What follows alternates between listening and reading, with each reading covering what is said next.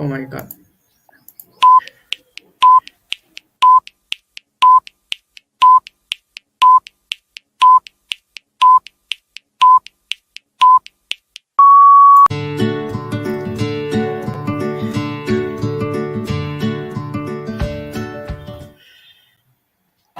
So hello everyone and welcome again to the Spring of Code. And today we are again here with Arsala Gray for walking us through Gray software and how we can start contributing to it and how we can onboard the Gray stuff.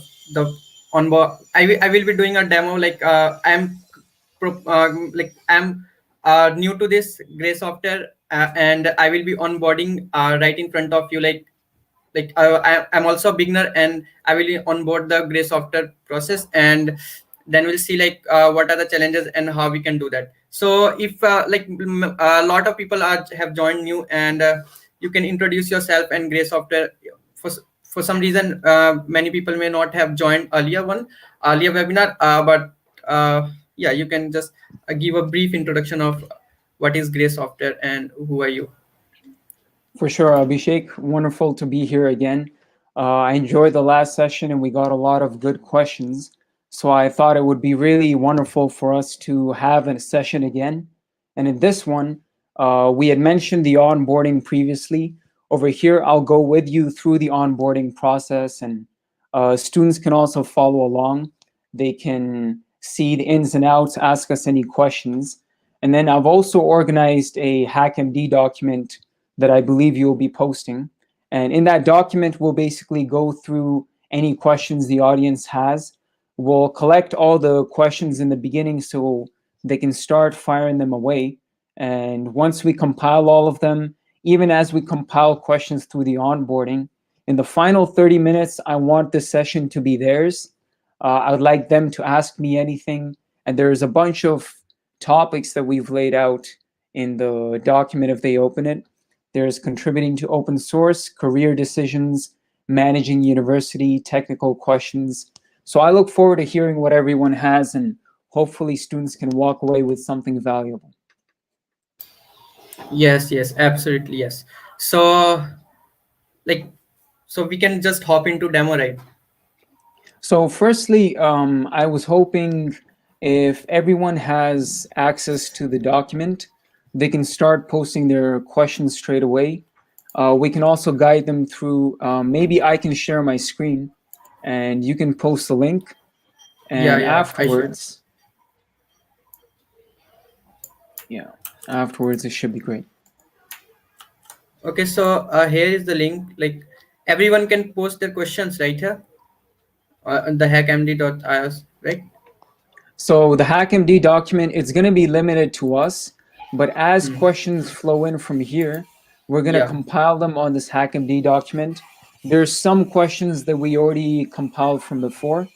And then as we have our discussion period after you onboard, we'll address all of them. And I hope to actually involve the students more, because we had an introductory session last time, but this time I'm interested in hearing more on the ground, what students are going through, and like the feedback I get here hopefully will shape the future of great software. Yes, definitely. So if you haven't watched the previous session with Gray Software, like we have done earlier, one more session with Gray Software, and you can watch it after this stream ends. You can for now focus on that stream only, and we will be like onboarding to Gray Software, and we will be showing you how all the process work. And we have with us Arsala Gray, so he's a president and founder of Gray Software, and he will be guiding us through everything the whole of the onboarding process and how we can start contributing to it.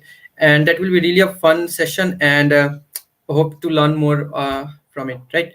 So yes, I guess we could also we sort of skipped introduction. So if someone here is seeing me for the first time, my name is Arsala. I'm a student from the University of Toronto, and I'm an ex-Google intern. Currently, I'm the founder and president of Gray Software. It's a not-for-profit organization that I formed to empower people to create and use open source software, because I think open source software is one of humankind's pathways to a better future, and I want to be a part of that better future. If you think so as well, then I'd love to have you on board. Yes, definitely. So Eh, yes, so your organization is at early stage, right? And you're creating new issues for web pages too. So how do you see like students can contribute to it? Like, yeah. So that's a great segue into the onboarding. Right now, we are developing a lot of web applications, and one of our web applications is the onboarding process. So, students ask me a lot, how do I get started with open source? And there isn't really an easy answer, because you may hear from somebody, hey, Linux is an open source kernel. Why don't you contribute to Linux? Or they say, oh, there's many open source projects. You just got to search for them and contribute. But it really isn't as simple as that, especially on the grounds for a student. So I wanted to create a simple onboarding process, and we'll go through it with you today. And if the students have any questions about the technologies we use, this process I think will be a really good place for those questions to come up. So Abhishek, I'll ask you to go to onboarding.gray.software and share your screen. Okay, okay, okay. Surely I should share my screen, but just have to set up some things.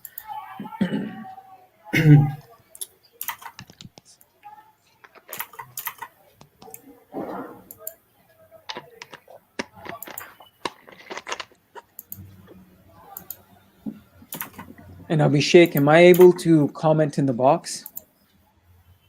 Hmm. Wait. Sorry. Am I able to comment in the box Yeah, you can with comment. it doesn't seem like I'm allowed to comment, so if you could post Yeah, the document into the main chat, that yeah. would help. I've pasted the link to the documentation, and I Okay, there should. it is. I see. Yeah, and yeah, you cannot chat directly with the students, but you can of course do that with the after going to the YouTube channel and the YouTube video. That will be I see. much harder for you. But no. Okay, so where should be going right now? So you should be going to Onboarding. onboarding.gray.software.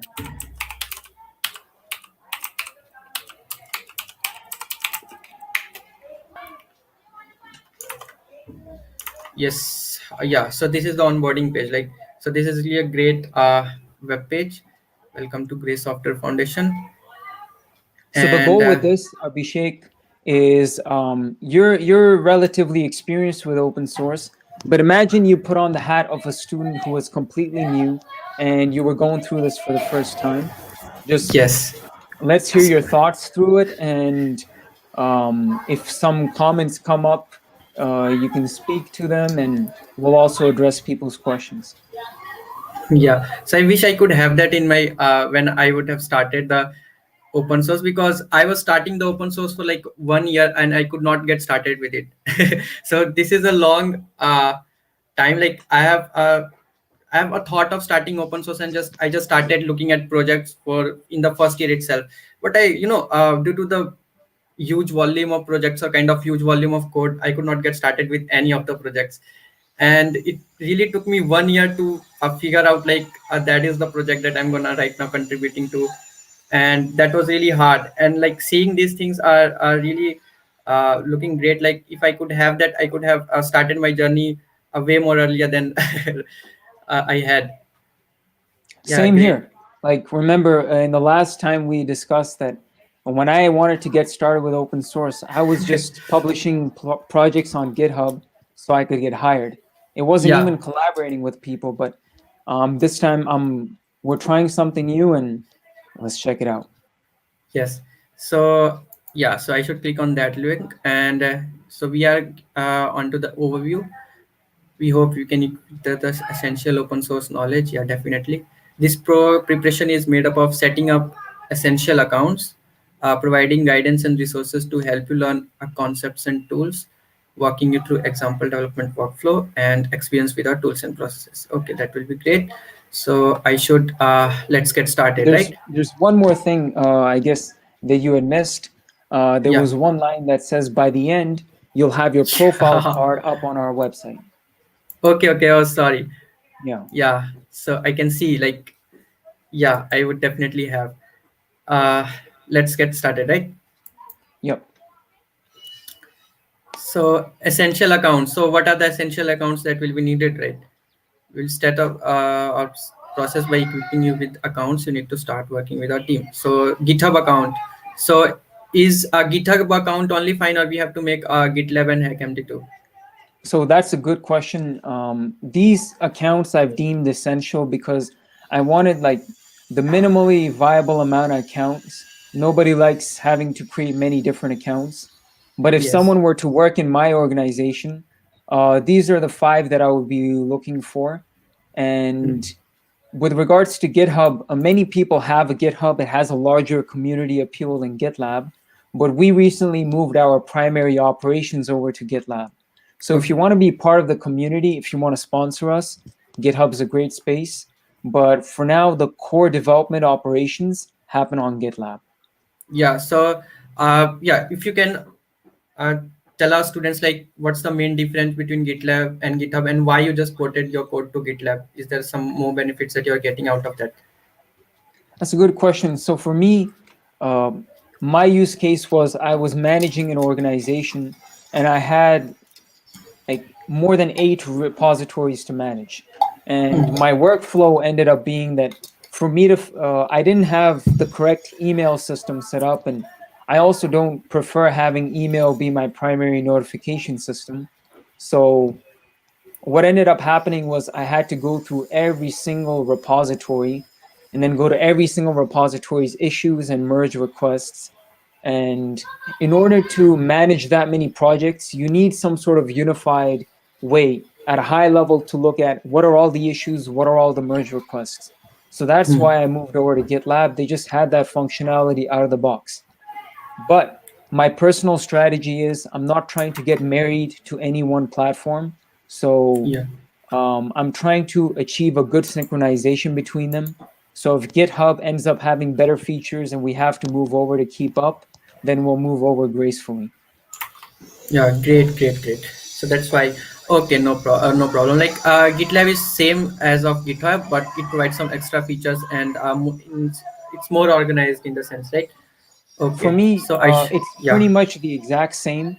And you can actually sign up for GitLab with your GitHub account if you scroll down. So, yeah. Here we go, right? So yes, I should click on GitHub and yes, authorize GitLab. So I am into my GitLab account, right? wonderful. So yeah, So this is all you need for now. You can head back to the onboarding.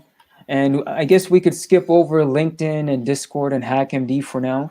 They're useful yes. utilities, but I'd like people to get a look at the rest of this guide. Okay, okay. So yeah, we can learn more about Markdown, right?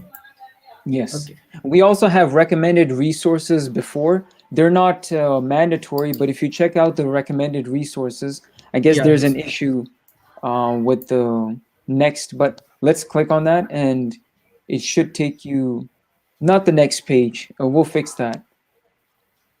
Maybe someone can create an issue that it doesn't go to recommended resources. Okay, it's going to resources, recommended Oh, okay. resources. It went in So another tab. I guess we'll fix that. so we have some recommended resources here, and we can have a Yeah, look at if that. So Figma, all these important things are here, like really important ones. yes. And they're also just if anyone's working with me in the organization, I recommend just to have these things because every time you work at an organization, they try to achieve some sort of uniformity with the technical stack and the tools. But with open source, you're dealing with a whole world. So you have all sorts of devices and browsers. This is just an attempt to standardize it, at least for this organization. Okay, okay, okay, great. So I should be seeing all the resources if I'm for this special session only. I should click like while on Markdown, right? Yes, they can. You can check back at the resources at your own Yeah. time. Yes, yes. So definitely these are wonderful resources like Figma and Visbug are really great one. Like I have heard of that. Like I have used that. I am pretty new to Bitwarden, but I would love to know about that too. Okay. Bitwarden is just a password manager. These days, I say that nobody should be on the internet without a password manager. It's just things get leaked all the time, and you don't want one password to compromise all your other passwords. So Yeah. Bitwarden is completely open source, so that's why I give them a little kudos. Great, great, great. So that's a really important one. Like I always forget my password. That's a handy one. So yeah. So why should I learn Markdown? Because before we get to know about first, we should would like to ensure you that one more language that essential to get how we can communicate over the web. And Markdown offers a simple way for people who code and those who don't to write and format text without having to rely on HTML and VCV editors, right? So Yes. Markdown is more intuitive alternative to HTML because you save time by not having closed HTML tags. Okay, so I have a pretty much knowledge about high level knowledge about what Markdown is and why Yes. we are using it. That's great. And that's the main thing, right? Why are we Yeah. using it? Because Yes. oftentimes when you're learning new things and someone says, okay, before you get started, you got to learn 10 things. You're like, why? Like, I try, and even if you have to, it's good for the student to know why this is important.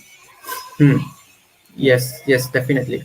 So I should have I have now knowledge of why I'm using Markdown and why I should be using and how I can be using it. We will learn it in some next Yes. I sections. would say instead of clicking on the right, there's probably a problem with the page numbers. Let's use the left contents. So you can just go to Yes, Markdown guide next. yes. Here we go. So here is the Markdown guide, and I should click on that. Yeah. So great one. So headers like this is h1, so it's same like html also. So you use h1, h2, h3, h4 in the htmls, and just you can replicate those things with hashes, right? Yes. There should be a live preview. I'm not sure why the live preview isn't showing up. Okay, so maybe because ad blocker I should turn it off. Maybe. Sometimes it does.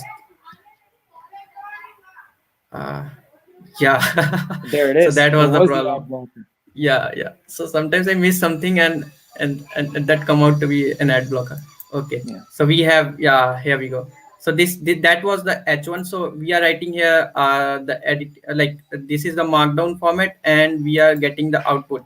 So Yep. h1 looks like this and h2 like hash look like this, hash look like this and this h4 look like this. Okay, Yes. great. If I can give one slight more commentary on this, Yeah. some people ask why is Markdown even useful, Hmm. and to understand that, you also need to understand the mentality of programmers a little bit, because programmers, they are keyboard people. If a programmer never had to use the mouse, a lot of them would be very happy. So Markdown basically offers you a way, like it's in between HTML and WYSIWYG. WYSIWYG is what you see is what you get. If you want to make something bold, you have to highlight it, click bold. If you want to make a header, you have to click header, change the font size maybe. So Markdown is for people who want to write quick stuff on the web. They don't want to write, um, what is it called? They don't uh, want to put all those HTML element code, so and it neither just use allows mouse them to, to, yeah, and neither use mouse to bold those things, right? exactly. Yeah, yeah. It allows them to quickly create beautiful things. And this entire website, even the onboarding process, is written in Markdown. So there's some Markdownception going on here. Okay, We're okay, teaching you great. Markdown using Markdown on a website written in Markdown. Yeah, so we are currently learning markdown and people, like if you have any question you can definitely put that in the comment box or the chat box. Like Arsala will be here to answer all of those.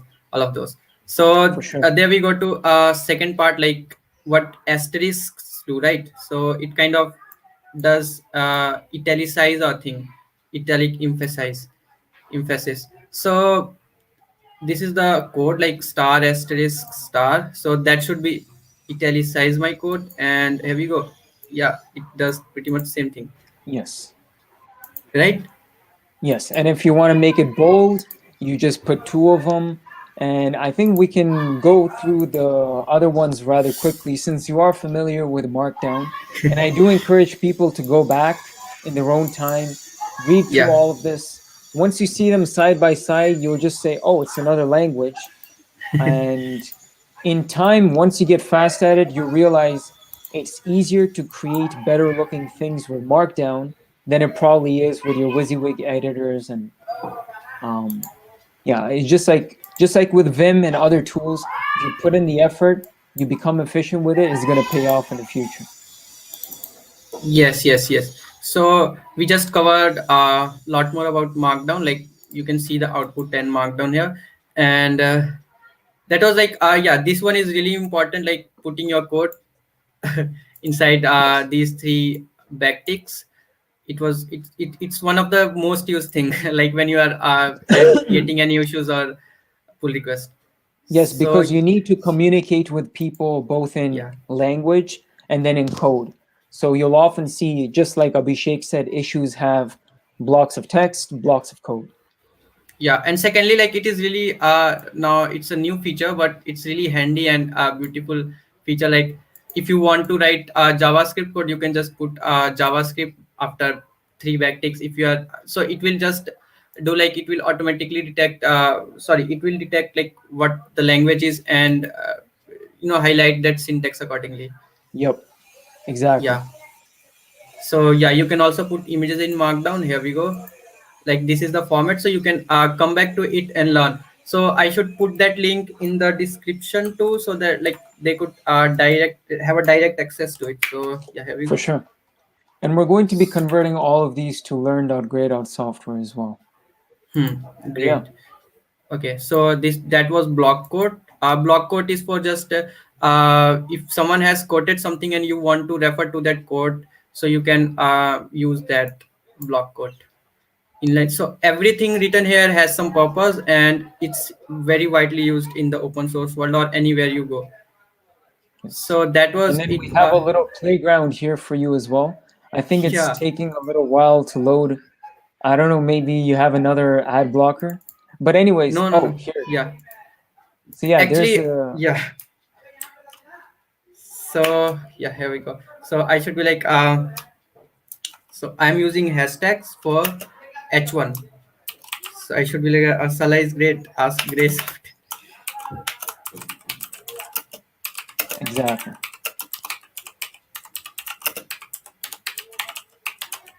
So this is Wonderful. H. Yeah, wonderful. And this is H1, and it can be converted to H2, S3, H4. So that's how easy it is, right? And we can just practice whatever the things we have learned in past here in the playground. Exactly. So And we then can there's go some to additional resources. yeah. If people are visual learners, I think we have a video. Yeah, here we go. So we have some videos too. So we Yes. can watch that video if you have time. But do we have time, Oh or no, we for can go to now, something? yeah, Yeah. for now we So can just continue. so I should be going to contributing into, right? Exactly. Yes, agree. So here, after learning Markdown and all the amazing stuff, so we are on to the intro of contributing section. So yes, congratulations on setting up your account. You're now ready to get started with the first contribution on Gray Software. Great. So I should be featured in this too, not Yes. in the staff, but in the contributor section. Yes. Yeah, if I do some great work, I should be put in the staff too. So Oh, we'd love to have you, man. I'm gonna poach you yeah, off of Conan. yeah. So fork and branch. So I would be learning about forking and branching here. Yes. And the goal So with all of these was I try to make these introductions as gentle as possible. Because usually, if you're new to technology, the last thing you want to hear is you ask something and someone throws 10 technical terms at you. So over here, I try to take a step back. I say, um, what are the challenges of collaborative software development? um, at a high level, what are we trying to do, and how does Git or how do these tools help solve that problem? And I hope that by going through the story of why forking and branching all the way to the merge request, students will understand quite a bit about Git and collaborative software. So I was hoping to Yes. try it live with you. Yes, yes. So, yeah. So action items. So I could skip that part, and I could just tell you like what is forking and branching. So forking is if someone has a code, you are just creating the copy of that code in your own branch, right? Sorry, in your own account. And branching is for version control. And if Arsala could like tell few more words on branching, so that I can click on some things here. For sure. So if we go through the action items, I can also give some of the background and theory. So let's head over to the org repository, Yeah, and here we are. we're going to click the fork button. Okay, okay, okay. So I'm like whole new to this GitLab, so I should be seeing it again. Or yeah, yeah, Yes. here we go. So I should be clicking on fork, and it should be creating a fork in my own account, right? So I Yep. should be selecting my own account and forking in progress. So So yeah, now as if you we go see, back, hmm, we can look at the next step. But let me not interrupt you. What were you about to say? yeah, no. Like you are saying, like I'm also new to it, and like it's really a fun way, and it's really very easy to follow everything written here. So if you are also a beginner, you can do so. Like I'm really Yes. new to GitLab. I haven't used GitLab before, like just GitHub. Wonderful. So it's a pretty good use case. Even though you're experienced with open source, you're learning a new technology. And in the Yeah. land of software, in the land of open source, you always have to be comfortable learning new technologies. So Yes, yes. this is your This new is my, fork. So the next thing we're going to do is create a branch. And if we go up here, I think we above, do we introduce why you create a branch? Well, I guess in software development theory world, we create a branch so that every time we do some work, remember, Git allows us to keep a history of our work. And every time you want to add something to that history, you first have to look at the current state of the history, make some changes, and say, oh, here's some new features to add back in. So when you are making those new features, it's good to do it on a separate branch, and that's just a way for us to keep our workflows clean, name the branches according to what they are. And initially, you may wonder why even do this, but later on, as you get to large software projects, if you may be working on 3 or 4 different things related to the project at the same time. So having different branches to keep track of that really helps. yes, yes, yes. So branching is for that thing. Okay, Yes. so I should be creating the branch like here, and I should be clicking on new branch, Yep. and I have to give a branch name. So for now, what I should be giving is Onboarding underscore your username onboarding Abhishek, right? Like my username is that. dash Kumar09. Hmm. So Abhishek Kumar 09 and created from master. So master is Yes. the base branch, and I'm creating my new branch from that, and I should be clicking on create branch, and a new branch is ready. So here we see like this is the new branch, and I have checked out to my new branch, and I could change some files so we can see like what's the further process with it. So yeah, that was like create. So we have just created branch. Oh, okay, we have forked one repo and created one more branch, right? Yes. Within your fork, you created a branch. Yes, yes. So yeah, it is also important, like you cannot create branch unless you have the necessary permission. So you cannot create a branch in the main repository, like where you are forking from, unless you have the required permission. Exactly. Yes, so add your profile data. So I should be adding my profile data. So your profile data model, so YAML format, font matter. So Front what matter. is YAML? Oh, Yes. sorry. Yeah, YAML front beta. So YAML. So many people doesn't know about YAML. YAML, just like this says, it's a flexible language that's mostly used to write configuration files. We're currently working on a YAML guide, but for the purposes of this, I thought if you're familiar with basic computer science or even basic the notion of a key and value, then YAML makes a lot of intuitive sense. You have Yes. keys, you have values, and over here you can also have a list. So staff is a list of all of these different key value entities. Hmm. Yes, yes. Yes. So that is And that is YAML for us. So many people have used JSON. So YAML is yes. not much different than JSON. It's just about the syntax. And Yes. yes. Both of them are trying to define data. And if you go up a little bit, there's one more thing that I want to mention because there's the front matter is actually a markdown concept. It uses YAML, but front matter is the beginning of a markdown file. You can add some metadata. So metadata is things like you let's say you have an article, it has content, but then it also has the title and the author and the date it was written. So that's the metadata. And in Markdown, you can store metadata using YAML. And in our the way Nuxt and Vue use this Markdown configuration is very clever because you'll see just down here inside of the Markdown file, the YAML front matter, it gets pushed into a Vue component which you can use within Markdown. Yes, yes. So Nuxt is pretty powerful in that it allows you to write Vue components inside of Markdown, and then those Vue components get generated into your final profile cards. Okay, okay. So that's how things are working. Great. Yes. So I should be creating my own YAML, right? Yes. So if you go down, it shows you exactly inside the action items where you have to create your data model.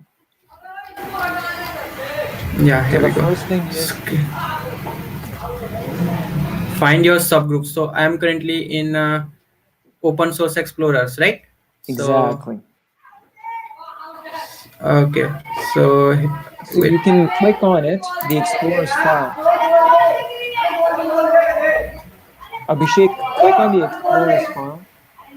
Also, there's a little bit of background noise where you are. Yeah, so some people are playing like there's a playground right in I see. after that No worries. after my home. Um, So yeah, people are playing. So I should be I could okay mute my mic. no. Don't worry about muting your mic. You can unmute it. I wanted to point you towards the file because you're in the right place. You're looking at the right place, but if you go back to the onboarding, there's a button for the Explorer's file that you have to click. Okay. Sorry. Yes. I'm like searching here. Like where is the Explorer file? Okay, No so yeah, worries. So this here will I give got you the into the Explorer path file. to the Hmm. Explorer's file. Yes, so This I is should be in at the you can't edit this one. Sorry to preempt what you were about to say, but this is in the Gray Software repository. So you just got to find the okay. path and then open it in your own repository because you won't be able to edit this. Okay. So yeah, so blob master content team. Okay, so yeah, Yes, so content n uh, team team. and on sorry open source explorers.md, There it is. and I could edit anything here. Yes. So I should be adding my name after Zahir Abbas. Oh, sorry. First, I have to click on edit, Yep. and then I should be getting an editing window. And yeah. So when we are talking about YAML, so indentation is really something very important, right? Yes. So we have to follow the indentation that our predecessors are following. Like we can't mess up with the indentation. It's not like Python, like you can't mess up with the indentation. So Abhishek Kumar, so avatar. So I was just going through the comments and we got one question. Is there any alternative to Markdown? And I mean, like I said, there's in the sense that HTML is an alternative to Markdown or TXT is an alternative to Markdown, even regular Windows.doc files or docx files. That's also an alternative to Markdown, but um, what Markdown offers, it's trying to solve the same problem of document formatting, but it does it in a way that's very suitable to programmers. And there's also a very good open source tool chain around it. And what I mean tool chain, there's different compilers for Markdown where you can get optimized syntax highlighting in ways that you wouldn't when it comes to Google Docs or TXT files. So currently, I think there's a reason it's a industry standard across GitLab, GitHub, and many other organizations, and it's just because of how powerful it is.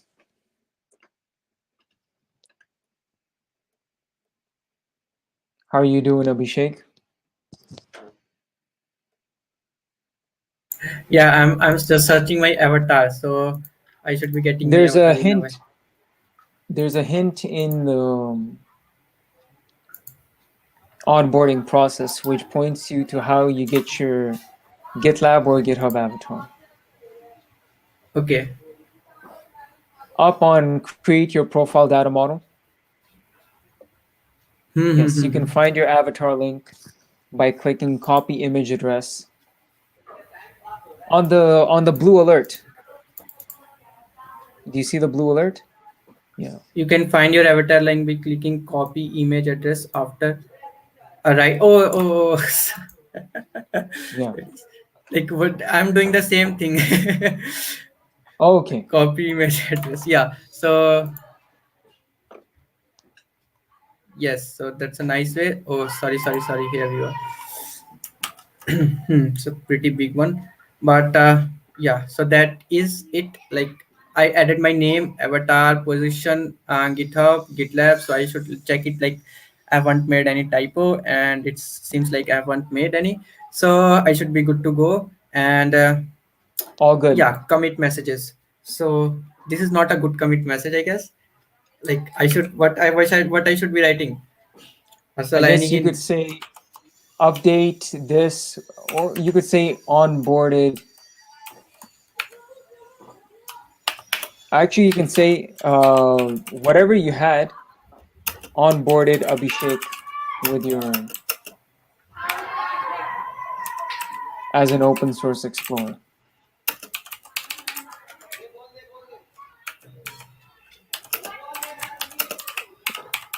So Yeah.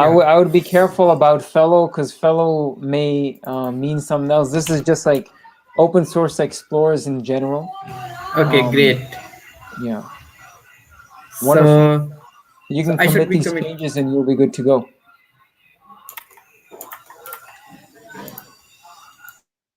All right, so now back to the onboarding process, and I think we'll have our final step.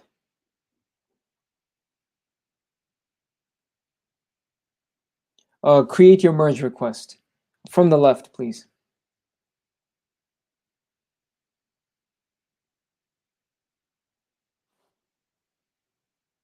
All right, so let's, you're going through it a little bit fast. I'm gonna ask you to slow down just so we can read what we have on top. You're still muted, bro. Yeah, sorry. No worries. So just because of the sound from the backward, I was like quite suspicious. Like if anyone could hear my sound pretty well or things.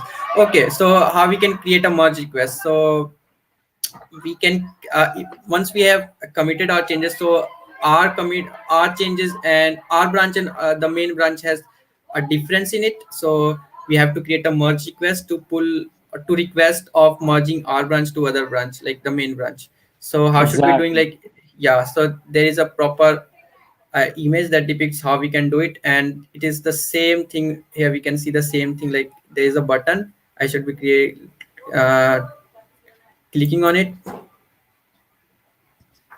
Yes. So here it is the title of the pull request that I'm gonna make, right? Yes. Okay, so that title is good. Just I have to make it capital, Well, and I'm that's all glad you fine. capitalized it. Yeah. Yes.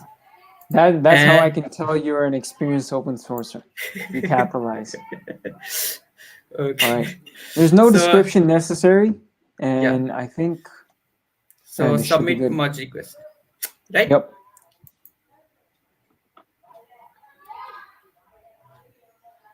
Yep. So I have just submitted my first pull request for the onboarding process, and I yeah.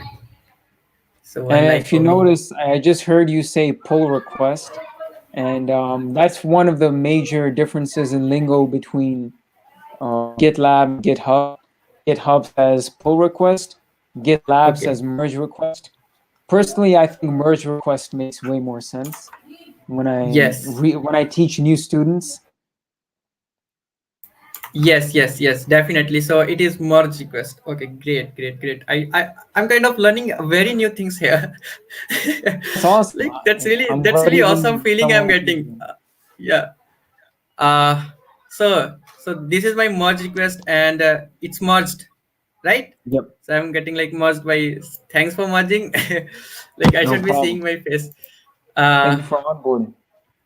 yeah, so that's how like it's really easy, and it's really a guided version of like how you can onboard, and it really give a super feeling in itself, and a kind of a great intuitive of how you can get started with GitHub, GitLab, and uh, all those community things.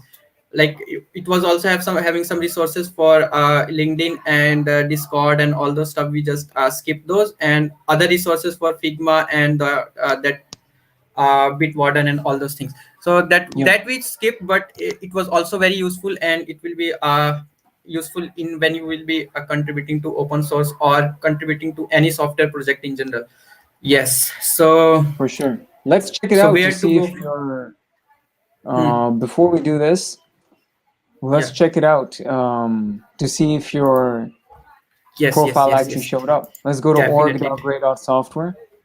Definitely. I'm pretty much excited for it. So it's kind of fast deployment, right? Or Yeah, it the should be up.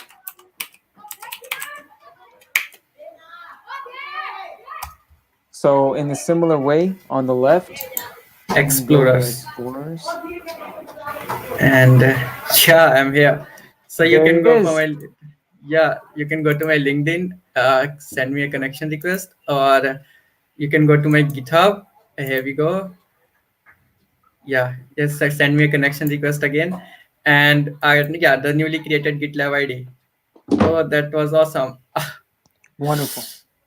Wonderful. So So even I have you got my learned first something new green with tick. GitLab.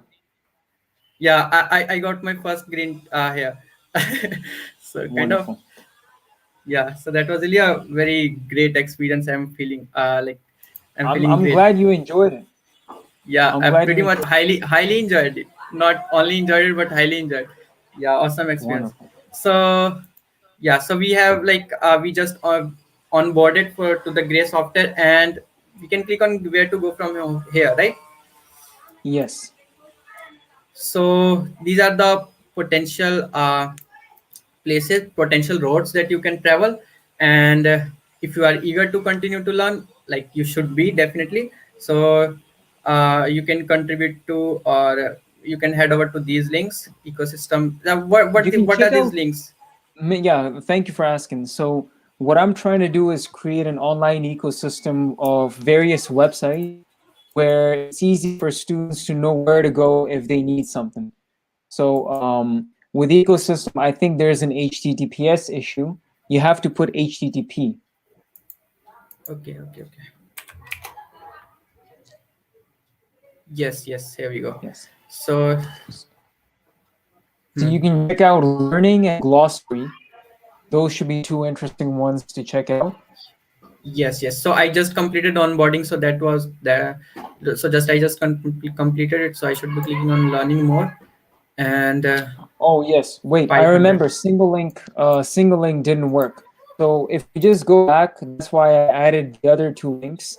On our own page, you can just go to the glossary and learn repositories. Yeah. Okay, okay, okay, okay. So Ecosystem here we has go. some problems that I gotta fix. So yes, so if you want to fix those problem, like you will really get a good opportunity. Like it's really a new organization, and you kind of get a new experience and a big help from those people. So these are all Yes. experienced people, and if you want to onboard, you should definitely. And here is the glossary we have come to. So So yeah, glossaries all and the. effort. So a lot of it's an effort to make it less daunting for new people in technology. I would want someone who enters my organization to have the tools to be able to learn and get up to speed. I believe people can learn at any age, and I want to provide them all the resources available to, um, like, not only give them the answers, but give them tools to find better answers. And I think YouTube search is a great thing for learners. There's also Wolfram Alpha and DuckDuckGo.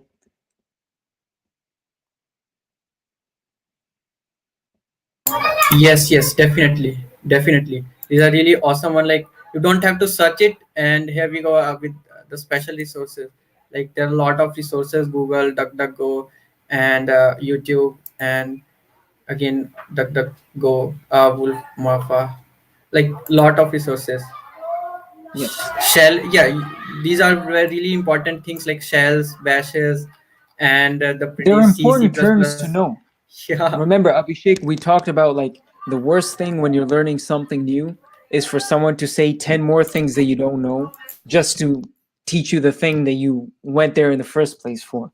So early on, there may be a lot of learning for some people, but if you visit this glossary, you're going to slowly learn what these terms mean. And throughout the coming months, we're not only going to have these terms, but we're going to have, like, wherever we use them within Gray software, we're going to provide context. So in the context of Gray software, this is how we use this.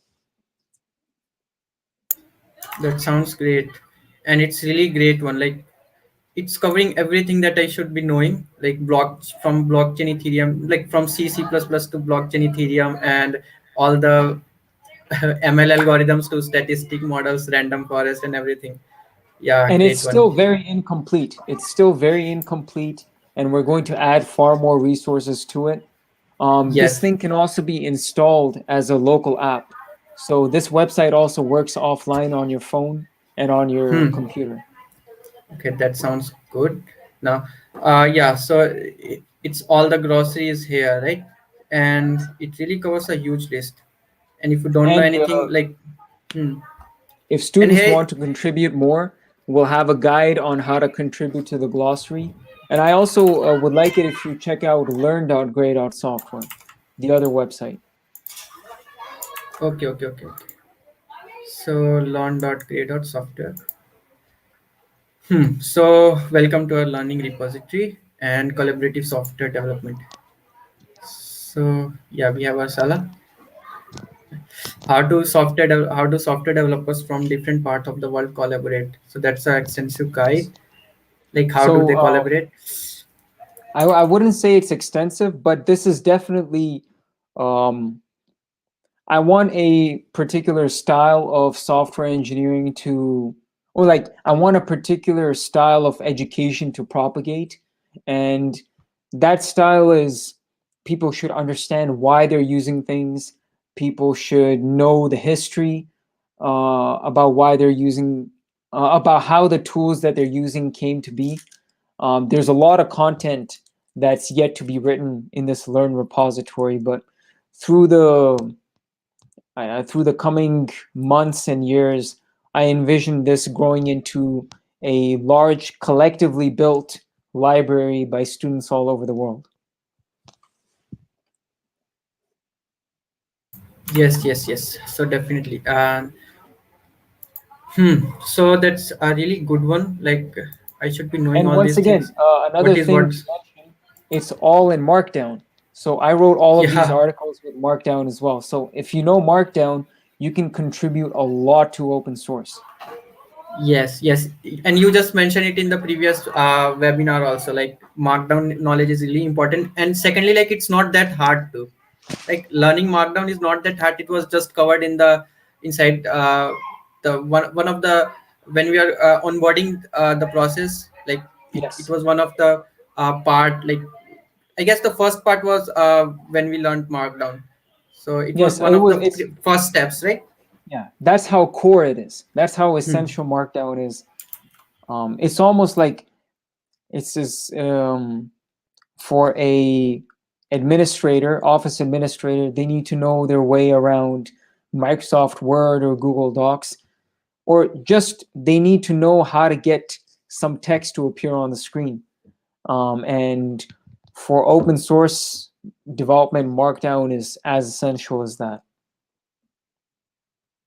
So we have lovely people here, and they're really liking the way you presented everything. So yeah, we have one amazing shout out from I'm Ritik, glad they're enjoying it.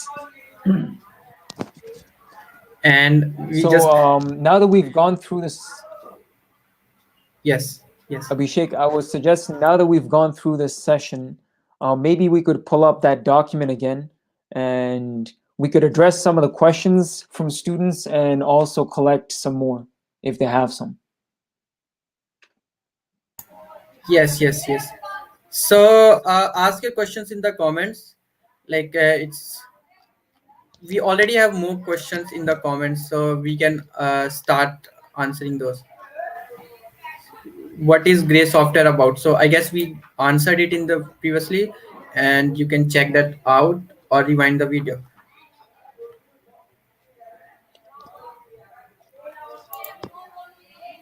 I have done this, guys, and trust me, it's really useful for Oh, us beginners and this process and learn about tech necessary for open source. Yeah, glad you like the content. so wait, Abhishek, Zainuddin has a pretty interesting question because he onboarded at the same time as you, and then when I merged your branch, he got a merge conflict. Oh, Yeah. great. So merge conflicts, this is something that I was hoping to fix in the onboarding process, but getting a merge conflict is also part of open source development. So you got to know how to handle it. And if you want, I could take you through a quick guide on how you would resolve this merge conflict. I can share my screen. Yes, so okay. Hmm.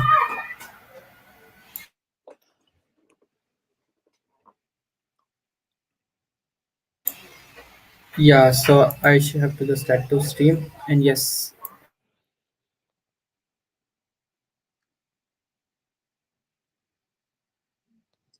So it doesn't seem like I got a merge request.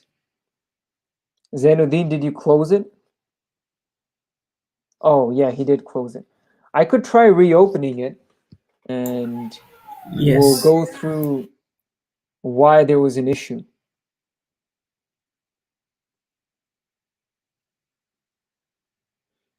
So if you see here, the source commit is no, sorry, this isn't the important thing. This is the important thing. There's merge conflicts here, and that's because we onboarded both Abhishek and Zainuddin probably added their profile at the bottom. And then now Git says in lines, whatever the bottom line was, it says, I have Abhishek's profile. And now I have a conflict with your idea of history. So let's resolve these conflicts. And if I take a look at his changes, I can probably see, or firstly, this was incorrect. So then we're going to have to fix that. But also, there may be a way for me to resolve conflicts from here. So just click on resolve conflict button. If it is a simple resolution, like if it can be Yes. resolved by web only, so you can resolve it on web too. But sometimes you get a more a complex merge conflict, so you have to do it with the GitHub CLI. But Yes. So usually over here, they ask use ours or use theirs.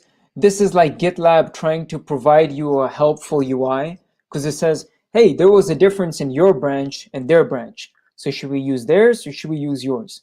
We know that in this case, we need to retain both of the changes, but so then we're going to go to the inline edit. And this may look scary at first, but let me just break it down for you. It's not as hard as it looks.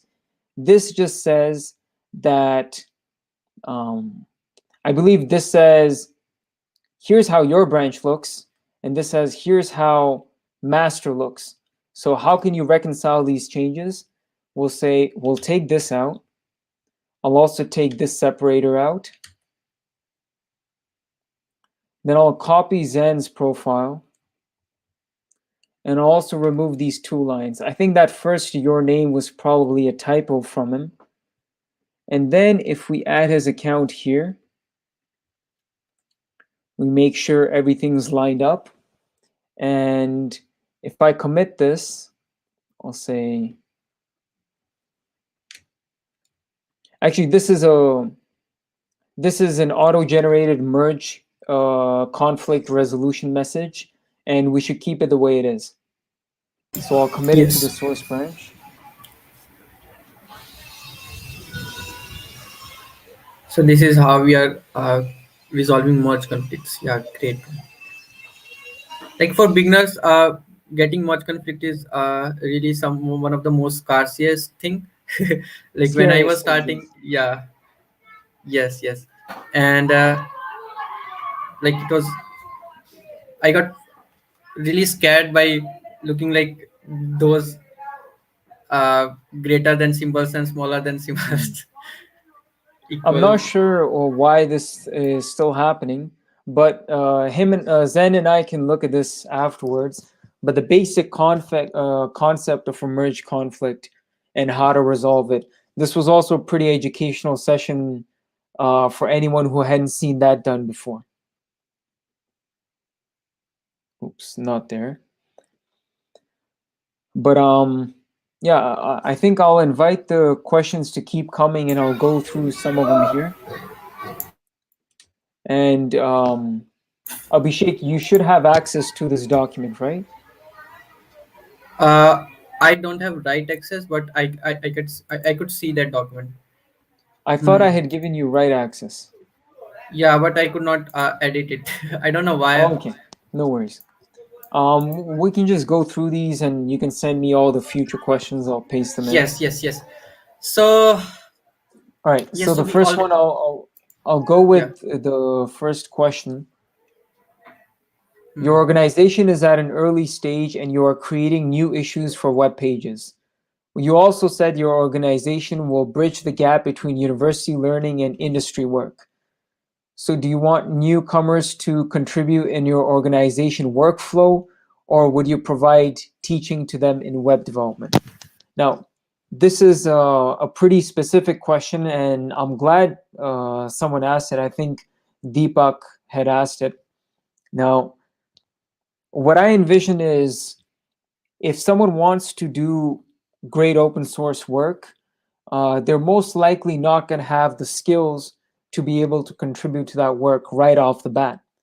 And most of the people who are trying to do this as a side thing, there is a significant amount of investment that you have to do to be able to meaningfully contribute. So the way I have the organization set up is we have some issues open for random people that are coming in. Like we try to keep an open organization, and if someone wants to come in and help out, they can still be able to help out. But side by side, we also know that the real key to unlocking far more open source work and energy is leveraging university students because there's final year project programs in a lot of schools. And university students generally, they're a little enthusiastic. They're looking for meaningful contribution. So we want to make it a part of their university curriculum. Um, when they come as apprentices, like we're doing one apprenticeship program right now with UofT Markdown. When they come in as apprentices, we do have to do some teaching, whether that's just linking them to resources or sitting down with them, explaining things to them. I don't think open source development happens without education, because, like, just to link to the other question down here, someone asked, how do I understand large open source code bases? So even understanding a code base is part of your open source education. And there is some investment. Even when I worked at Google or Vita Health, there was investment into picking up the code base and learning it. I want to figure out ways to make it a lot more like scalable, using online courses and other concepts. But right now, it is very early stages of the organization, so the work we're doing is very hands-on.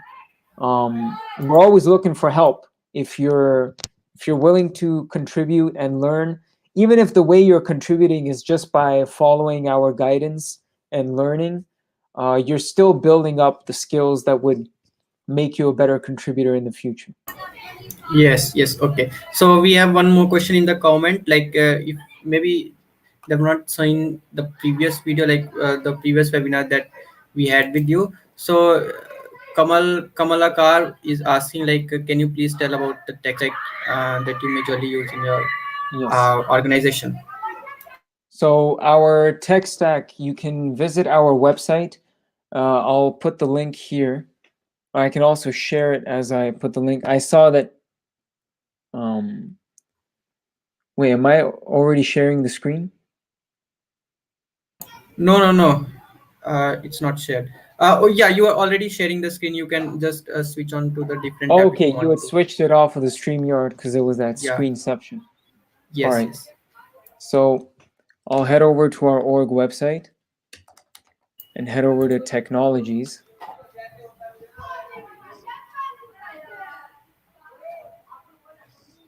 So we've posted our tech stack up here, and this is our broad overview of everything we use.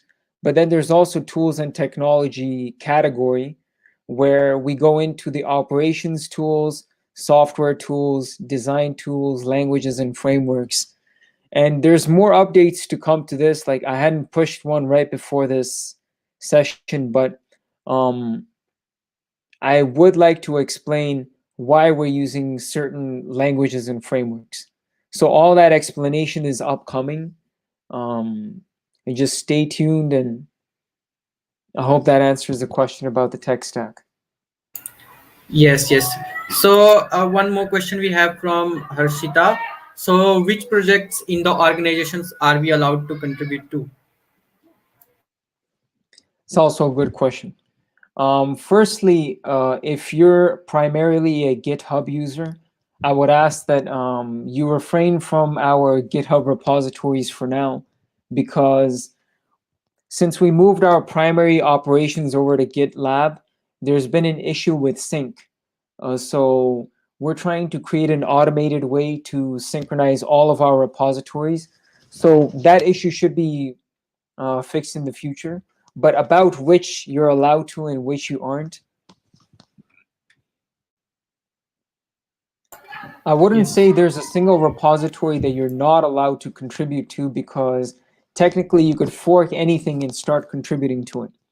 The reality of the situation is, right now, I'm pretty heavily involved with 14 apprentices and my core team. So in the time that I have in between, I try to help facilitate people with small projects. But um, in the coming weeks, if there's issues up there, we'll probably mark them in a specific way, where this issue is specifically for new contributors. But If you're an enthusiastic student that just wants to help in general with your organization, and you're able to commit for, if you're not, if you don't take back on your commitments, then any project is ripe for you to come in and contribute in some sort of way. Just remember my ability to give you, or the team's ability to give you some individual time. That may be short like now, right now, but if you believe in the mission, this is only going to grow, and eventually we'll have more time for other people. Yes. Okay. Okay. Okay. So we can move to career decisions. Like you have a question, or maybe someone has asked you before, like startup or large corporations. Like where should we go to? Yeah, it was a really broad question that I got, startup or large corporation.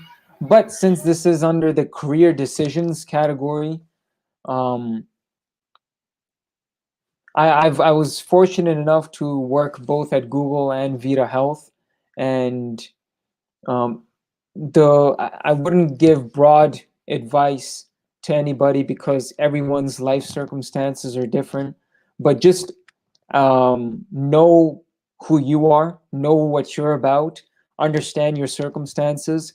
If if you're a person who needs financial security and you're not necessarily a hustler, then startup's probably not the right place for you. If the startup is really early level and they're going to require a lot of work out of you, or if you're somebody who wants a lot more, an energetic environment, you don't really have as much financial responsibility as other people do, um, you can go. I would really encourage you to go to a startup where you can be, even if you're a junior at a startup, you won't have the kind of responsibility that you would if you were starting it on your own.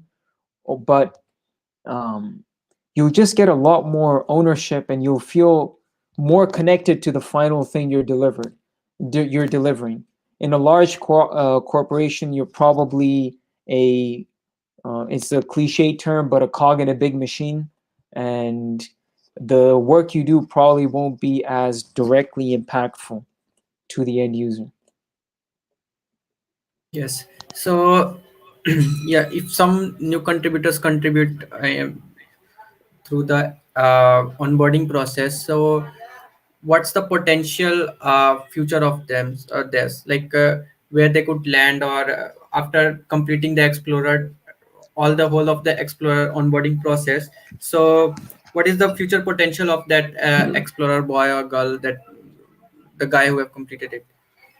So for me, if you've joined the open source explorers page, there's always more work in open source organizations than they can handle. So if you've enrolled yourself there, um, a lot of you have reached out to me about what your next step in your learning path is, and I like guiding people towards what technologies they should be learning.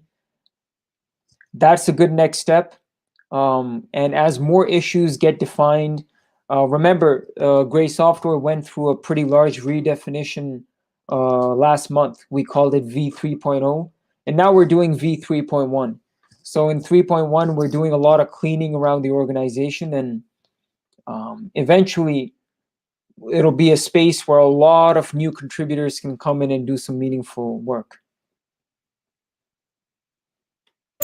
Okay, okay. So yes, great. So we can go on to some yes, a university specific question, right? So yeah, you just told about you want to merge the open source contributions and development, uh, whole of the workflow or roadmap into the mainstream of education. So how you're kind of seeing that will help students to learn more about open source, and why you're thinking it, like it will help? Well,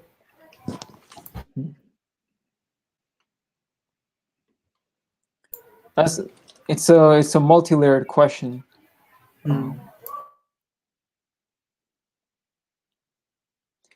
the place where I learned most as a university student wasn't actually in university, but it was when I was learning on the side, or when I had gone to work and I got to experience some of how the real world operates. And that's not to tarnish what universities do, because they still provide you with a solid computer science base. I know I'm a better developer because of my computer science base, but universities, they're also selling you the promise that what you'll learn here is going to be directly applicable, and you'll be, or maybe they're not selling you that promise, but society is definitely selling you that promise. They're Yes, saying yes, get a university degree, then you're good, then you'll get a job. But it isn't yeah, like that. No, nor yes. will you necessarily learn the skills you need to learn. Hmm. So I know that uh, reading a lot of code, collaborating with lots of people, understanding real world problems, that's the key. But there has to be a right environment. The right environment isn't, oh, the student is taking 5 courses, and then on top of it, you have to work. Like, of course, I like hustlers. I was a hustler myself, but there is a significant proportion of the population where they don't necessarily have the internal drive to hustle and do side projects in addition to all their regular curricular activities. So I'm trying to make open source contributions as a part of your curriculum. That's going to take a while. Even in our university, we faced backlash. I remember when I heard Kunal's conversation with, I think it was Karthik, he said that um, his relationship with his university is no meet relationship. And it's like, no hope. How is it that students wouldn't have hope in the institutions that are supposed to look out for them? So I'm trying to find a problem to this, a solution to this problem, and I feel like this open source university apprentice track is a pretty good solution. Yeah, yeah. So I got the answer. Like, yes. So when you're contributing to open source, you're kind of getting a real world experience, and you're kind of getting the skills required for you to get any job, or at least start your startup to, or do any kind of work that you want to in your future, or Yeah. you may be doing that. So that's why it is really necessary to put it in the mainstream, because when uh, when something is in the mainstream, it got some more focus, and people like do more work on it, and they got more skilled. So that's why it is really necessary. So one question we have from Harshit, do you have some Android projects in the gray software now? That's a good question. Right now, there's no active projects on Android. I started my development with Android. That's how I made the precursor to what is now material math. But the approach I was going with this is, because we have limited resources, what we want to do is reuse as much of the code as possible. So we have projects that can compile to Android through this framework that we use called Quasar. It's not going to be like native Android, but it's like Ionic or React Native. Yeah. You get a pretty decent alternative. And if you don't have all the engineers in the world to hire, it's pretty useful being able to deploy to everything from one code base.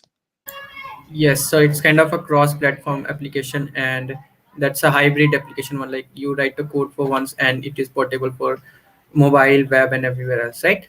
Yes. Okay, great. But we So, do want to partner with some Android projects in the future. I saw hmm, this thing called Simple Tools.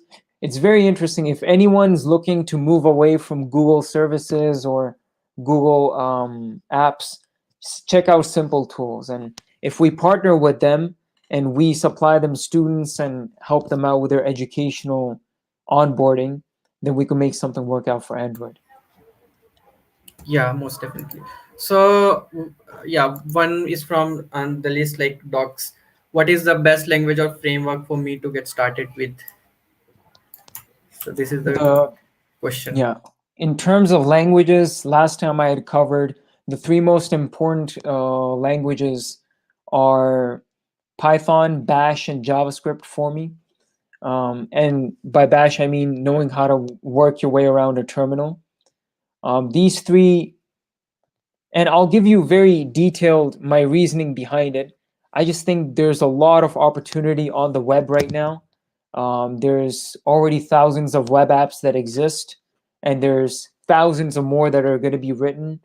Um, it's not slowing down anytime soon, and I don't think AI is going to come and take all the web developer jobs.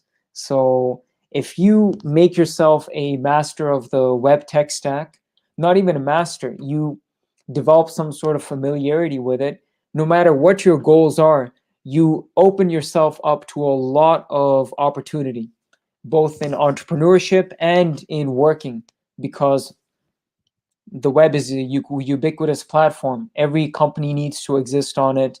They need good web developers.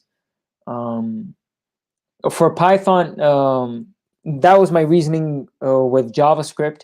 And within JavaScript and the web ecosystem, I highly recommend Vue Js because it's the fastest growing community web framework. It has support from GitLab, Alibaba, and many other companies like Nuxt and Vue Storefront. They're raising millions of dollars, and they're not like, it's not like they're very far removed from the core technology. Like Vue Storefront and Nuxt, maybe some of this is a little domain specific in the open source world. I just want to ensure people that when they say that Facebook has React and Google has Angular, Vue has nothing, like there's companies like Nuxt, even the core, some other companies that are very close to the core Vue ecosystem. They're serious players, and um, you shouldn't look backing from you shouldn't look at backing from a corporation as the key decision maker for a community based project.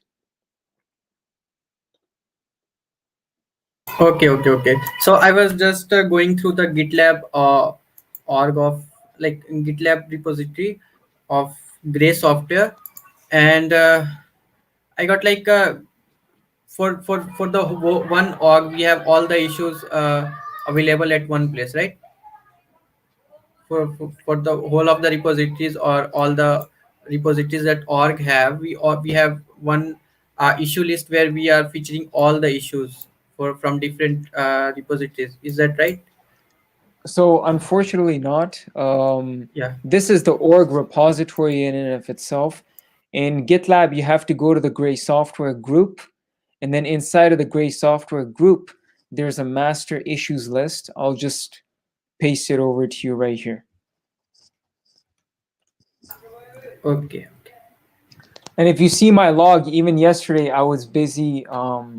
We're clearing out a lot of issues. We're doing a lot of cleanup, and we're going to have things far more neatly laid out. Um, I just appreciate some patience from the community, and we'll create something great. And if you're one of the early starters, you can help us create that great ecosystem. Yes, yes. So definitely students from there will also go and contribute to Gray software. And yeah, another question is like how to understand large code base. Like if someone is beginner, every code base looks like a large to him or her. So how should one approach a large code base? Yeah, I guess I had sort of tied into this question when I talked about the university problems. But large code bases are hard to understand. Even if you start writing a project from scratch, eventually, once you create enough classes, you've created enough files, even you're gonna have to like, if you come back to it after a bit, you're gonna have to regain that context. So reading code that's written from all these different developers before you, after you, different ages, different language backgrounds, it can be tough. But what I would say is try to contact the contributor and ask him for a video walkthrough. The way I was onboarded at all my jobs was the manager literally sat next to me, and then they would talk about the code base. If there were some intricacies, some things that, and some code bases have dark secrets that nobody talks about. It's like, yo, why is this here? It's like, oh, we don't talk about that. Somebody wrote that. Nobody knows how it works, but let's just don't mess with it. So even that sort of stuff, like, I think if you develop a relationship with some of the core contributors, then they'll be able to walk you through it, and you won't understand the whole code base just by them talking or just in one session. You're going to have to go into it, try some things out, look at the issues, and eventually, remember, you also won't understand the entire code base. If it's a Yes, large yes, yes. project, maybe you'll understand. If it's a large project and you're working on the analytics module, you'll understand the analytics module, and you'll be a code owner maybe for the analytics module. Yeah, yeah. So secondly, I had a question in mind. Like I just forgot that question. No Okay, no worries. problem. It happens, man. It happens. We've been talking for a while. Yeah. Yeah, yeah. So, I was about to ask a question, and it was really important one for beginners, or for me at least. And I just got Mm. a bit distracted, and it skipped from my mind. No problem. So we would ask it sometime else in another session. So I guess we don't have some any new questions. If there's nothing here and there's nothing up there, um, yeah. I mean, I'm good from my end, man. I hope to do more of these. The Code for Cause community's been they've been a source of real energy and inspiration. I'm glad people like this. It's a validator of the efforts that the team and I have been putting in for the past, I don't know how many months, but it's seeing some sort of light of day now. Like, I'm glad you like it, and I hope to onboard a lot more people and encourage them, not only that the prospects of their career and their education are good in the future, but also that the prospects for society in general are good for the future. Because open source is going to be a mass democratizer of knowledge and access to wealth and opportunity. And if that excites you, come on board. Yes, yes, yes. So don't hesitate to onboard, and uh, we just covered how to onboard and for the whole process. Like I was also new beginner, like whole of the like very new beginner. Like I haven't used GitLab. I have a little experience with Markdown, but still path was bit fairy to me, I would say. But the whole of the documentation and everything that was written was too clean and too easy to understand that I didn't find any problem following those, and I kind of I'm glad. get started with like in no time. So that was really interesting. I'm glad. Yeah, so many people are here for joining Gray Software, so it's really great if you can contribute to it. If you Yeah, so what are the one of the see when we're talking about organization, a big organization like Gray Software, so you have some more core projects like that has some more focus and that you focus more on. So if you can list out some of those projects that beginners can start contributing to, and they would also get some more focus of yourself or the organization member there. Yeah, so I would say the key projects that we're contributing on right now are the organization repository, the learn repository, glossary. We're creating a large ecosystem that's going to have components.gray.software as well, resources.gray.software. And for all of these, I envision there's going to be a lot of room for contribution. There's going to be plenty of work to go around for everybody, and I don't want people to. You had said something. Gray Software is a large organization. We're not large. We're An organization, if you look it up, it doesn't have to be associated with um, something that's multinational or even greater than 50 people. Like a number of people around a common vision and a goal organized, and now they're trying to deliver value or do something good in the world.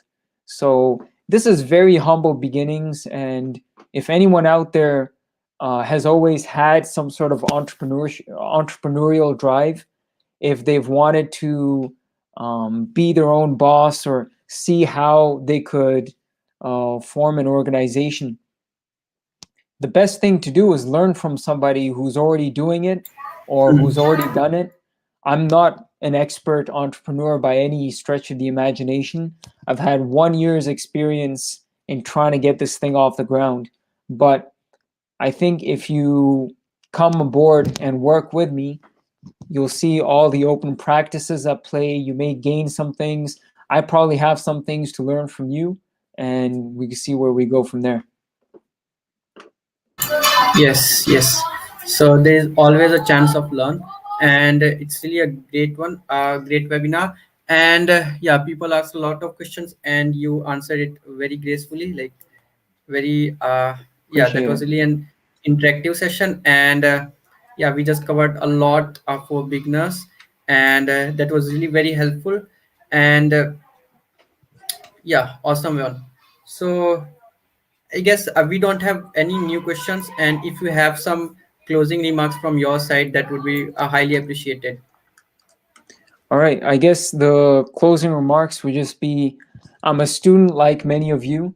I still haven't graduated, but I just got one more course left. And um, in the a lot of times we're told as students that our place is only to learn, but there's an entire world built out there by people who didn't have all the answers at first. They were also learning. Even at the frontiers of technology, these people don't understand um, everything that's going on in the way that you, as a student, believe authority understands, just because of the way we've gone through schooling. There's always been somebody with the answers.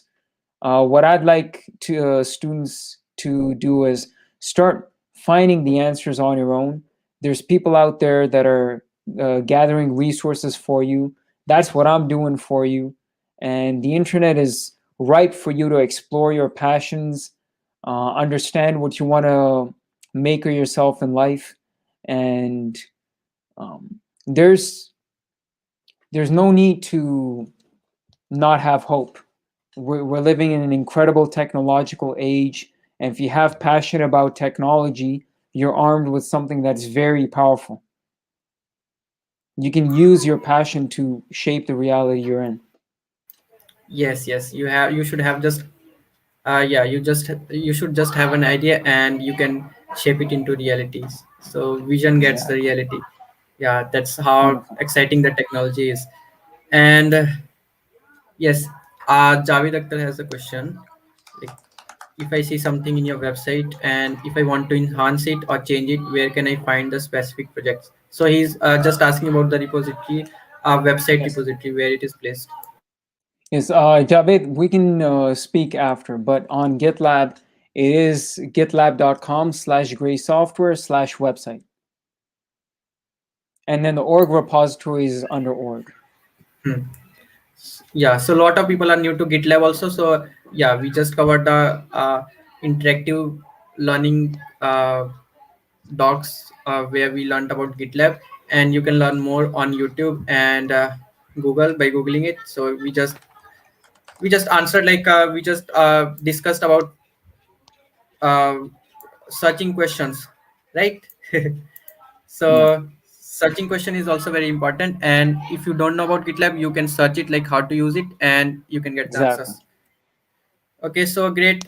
Thanks for joining, and yeah, good remarks from there. Like everyone is liking it, and thanking you for this great webinar or for this great interactive session. I'm glad. Yeah, so thanks again for joining again, and glad you are here again, and hope we would have some more sessions with you. And with this, thank you. Have a nice day. Wonderful to be here, man. Peace out. Yeah, peace out.